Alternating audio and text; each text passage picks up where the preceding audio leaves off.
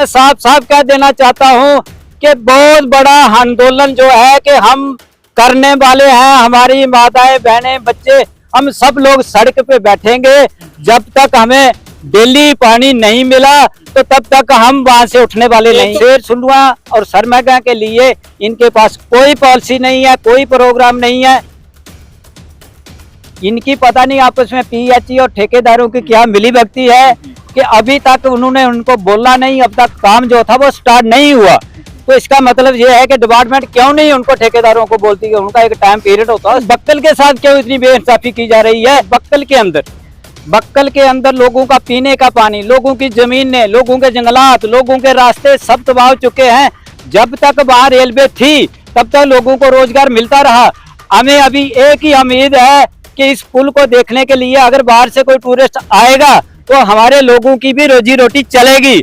लेकिन जितने भी टूरिस्ट बाहर से आते हैं तो जब हम उनसे बात करते हैं तो पहले तो सीधा ये पूछते हैं कि इस रोड की हालत क्या है। एक बार हम आए हैं, दूसरी बार हम नहीं आएंगे। नमस्कार, आदाब, सत श्री अकाल दोस्तों, मैं हूं अंचित शर्मा और आप सभी का रियासी अपडेट्स में स्वागत है। शेर सुंडुआ पंचायत के सरपंच और उनके साथ कुछ और लोग जिसमें पंच भी शामिल हैं, आज रियासी डीडीसी चेयरमैन सराब सिंह नाग जी के साथ मिलने के लिए पहुंचे हैं, मिलकर बाहर आए हैं। पानी और सड़क का मुद्दा जो है उनके समक्ष इन्होंने रखा है। क्या कुछ पूरा मुद्दा है, डिटेल में समझने की कोशिश करते हैं। अभी हमारे साथ शेर सुंडुआ पंचायत के सरपंच अमरनाथ जी हैं, इनसे बातचीत करते हैं। अमरनाथ जी, के मसला पानी ते सड़क का। अंचल जी नमस्कार। आज मेरे साथ एक बहुत बड़ा डेपुटेशन आया था, डीडीसी चेयरमैन श्री सरब सिंह नाग के साथ मिले हैं।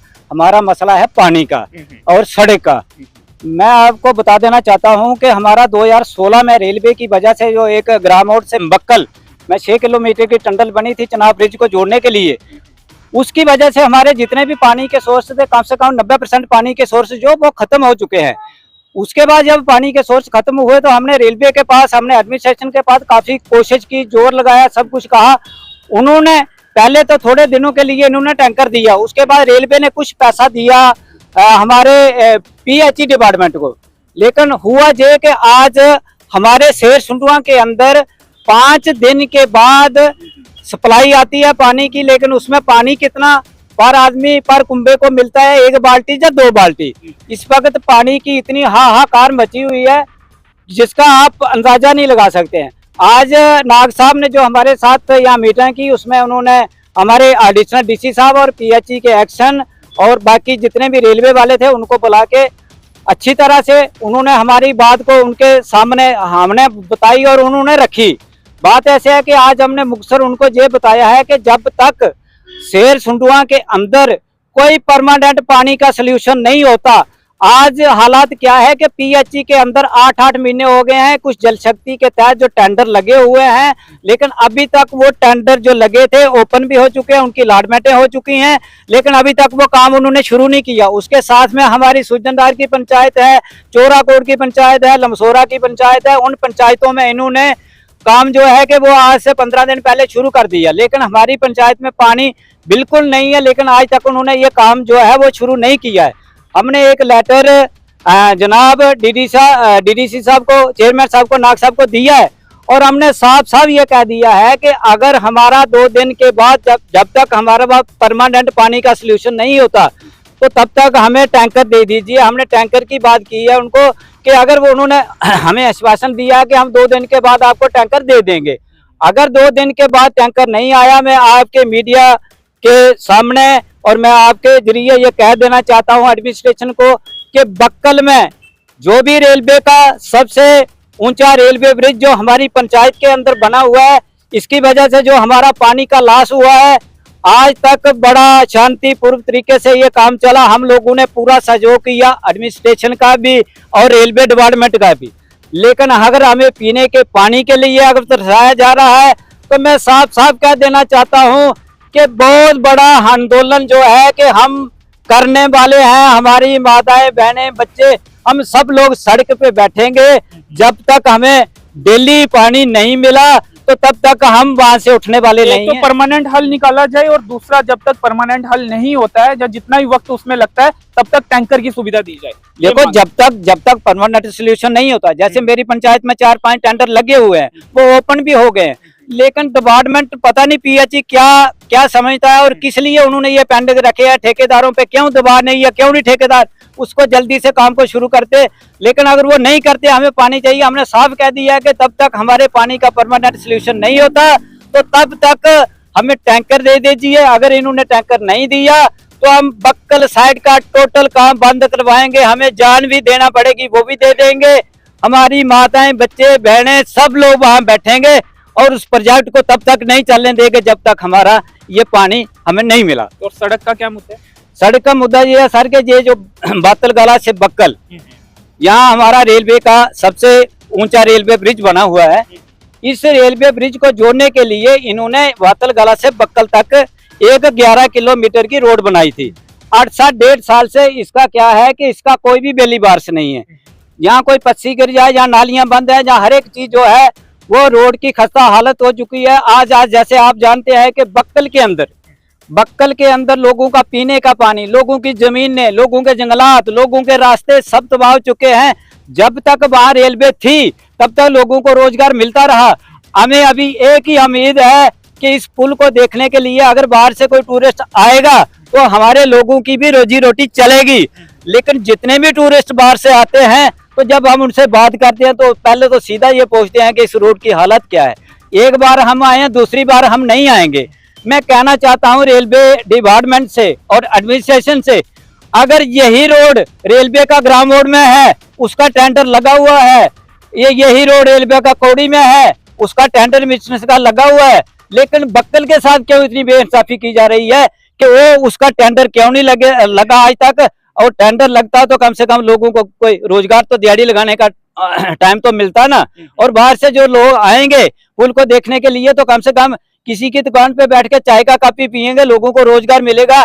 लेकिन ऐसा उन्होंने नहीं किया। और मैं आज फिर से कह देना चाहता हूं एडमिनिस्ट्रेशन को कि इसके बाद अगर पंचायत शेरसुंडुआ के अंदर जो रेलवे का प्रोजेक्ट बक्कल में बन रहा है, इसके अंदर अगर किसी किस्म की लोगों ने वहां प्रोटेस्ट किया, हमारी मांगे नहीं मानी गई, तो हम अगर प्रोटेस्ट करेंगे तो इसका जिम्मेवार रेलवे डिपार्टमेंट होगा और उसके साथ साथ एडमिनिस्ट्रेशन होगी। थोड़ा समझना चाहेंगे, जब पानी आपका जब टनल बना तो क्या डाइवर्ट हो गया और उसी के बाद ये समस्या जो है वो पैदा हुई, तो फिर क्या रेलवे ने फंडिंग भी की इसके लिए, कोई और प्रोजेक्ट भी लाया गया, पाइपें आपके घर तक पहुंचाई गई? थोड़ा सा उसके बारे में बताइए। ये जो टंडल ग्राम मोड़ से बक्कल में 6 किलोमीटर की टंडल बनी ना, इस ब्रिज को बनाने के लिए, जोड़ने के लिए, इसमें क्या हुआ कि हमारा सरमेगा के अंदर 6 इंची पानी आता था ग्रेविटी में और 24 घंटे हमें पानी मिलता था।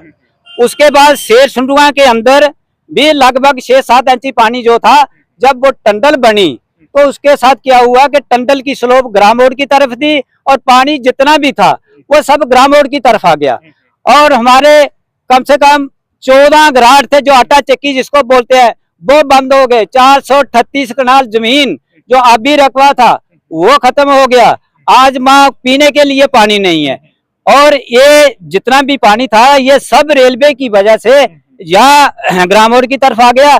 और उसके बाद रेलवे ने नाम मात्र कुछ पैसे दिए हैं, लेकिन मैं ये बता देना चाहता हूं कि अगर आज रेलवे ने पैसे दिए उसका एक प्रोसेस होता है, उसका पीएचई डिपार्टमेंट को। हाँ, पीएचई डिपार्टमेंट को। उसके बाद काम हुआ, पाइपें ढली, क्या हुआ उसमें? जो भी थोड़ा बहुत जो भी उसका उनका काम हुआ, लेकिन उसका है कि एक बोरवेल उन्होंने निकाला था उसमें पानी ही खत्म हो गया।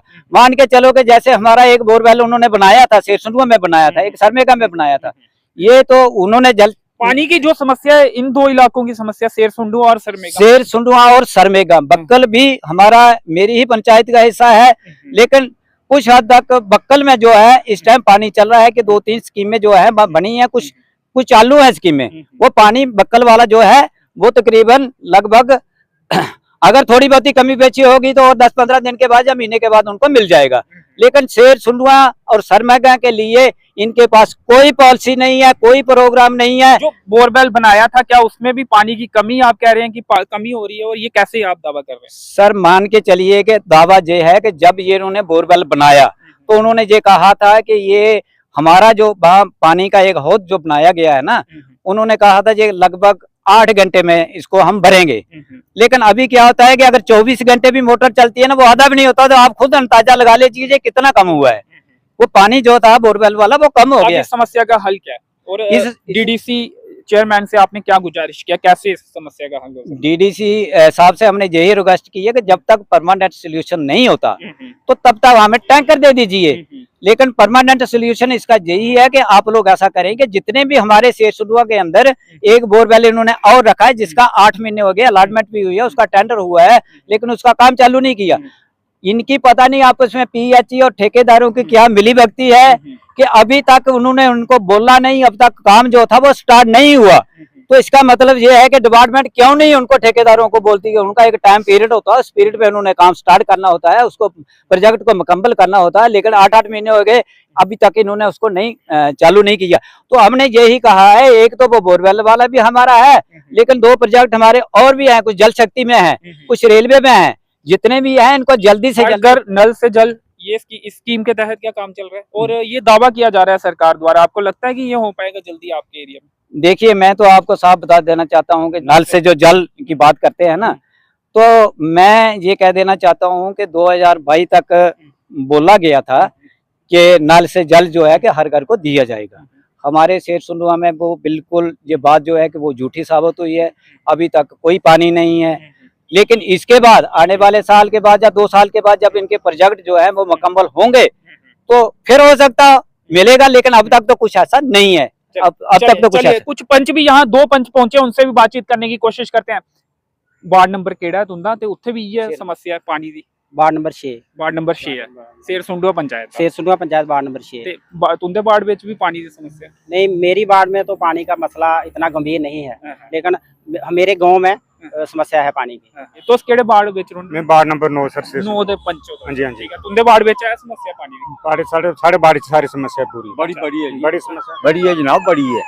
हाँ, शराब सिंह उन्हें कन्ने मिले क्या आख्या उन्हें? आश्वासन दिता है ਅਸੀਂ मैं आख्या ठीक है 2 दिन के बाद मैं ਜਿਹੜੇ 2 टैंकर पानी ਦੇ ਉੱਥੇ ਉਹ ਵਿੱਚ ਚੜਾਈ ਦੇਗਾ। अच्छा, ਤੇ विश्वास है ਹੁਣ ਦਿਖਣੇ परमानेंट हल भी हो गए, विश्वास है आप परमानेंट हल भी हो गया था जी। चलिए, तो शराब सिंह नाथ जी से मिले हैं प्रतिनिधि मंडल जो कि शेरसुंडवा पंचायत से आया है, सरपंच अमरनाथ जी की अध्यक्षता में, और 2 मुद्दे उनके समक्ष रखे हैं। एक तो पानी का मसला जो कि बेहद गंभीर हो चला है, और दूसरा मुद्दा जो है वो सड़क का है, बातलगला से लेकर इनकी पंचायत तक। इन 2 मुद्दों को लेकर डीडीसी रियासी शराब सिंह नाथ जी से इन्होंने मुलाकात की है और इन्हें आश्वासन मिला है। अब देखते हैं कि ये मुद्दे कब तक हल होते हैं। कैमरे के पीछे है प्रदीप भगत, मुझे दीजिए अनुमति, धन्यवाद।